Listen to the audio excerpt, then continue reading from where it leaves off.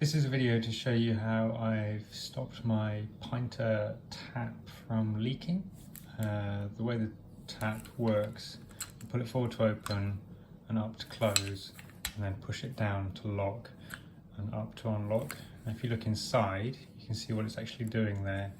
So when you push it down and up, it's just moving the mechanism down so that it snags on this little ring here. When you pull it up and unlock it, as you go to open it, you can see that little piston coming off of the tube and opening it up.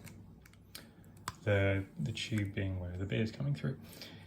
And what I've done on mine, you can just about see it there, it's like a paler brown. I've just used a bit of strong glue and glued a piece of wood onto the piston so that as it comes across, it pushes down onto the tube a little bit harder. And I've found by doing that, that's just enough to stop it from leaking.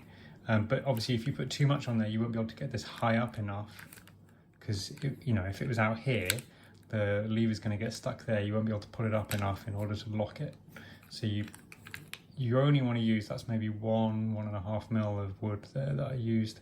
I just shaved a bit off some ply, I think, I can't remember.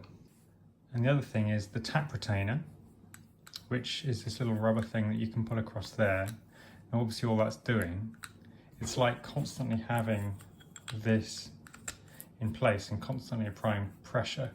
So under here, it's constantly pushing that piston onto the hose to stop the beer flow. Now, Pinter will say, put this on at certain points during brewing and take it off at other points. I'm guessing because it fatigues the rubber, maybe. But I'm getting pretty fatigued with having beer all over my kitchen floor. So I'm gonna keep, well, I have been keeping this on permanently now. You can still pour beer with it. So I keep it on there permanently, and it's just an extra little, it's like having someone constantly with their finger on that, which just helps to keep that pinched up. And that's been, I wouldn't say eliminating the leaks. I've still had some small leaks every now and then, but it's a lot better than it was. And if this eventually fails from being kept taut permanently, this would be cheap to replace, I think.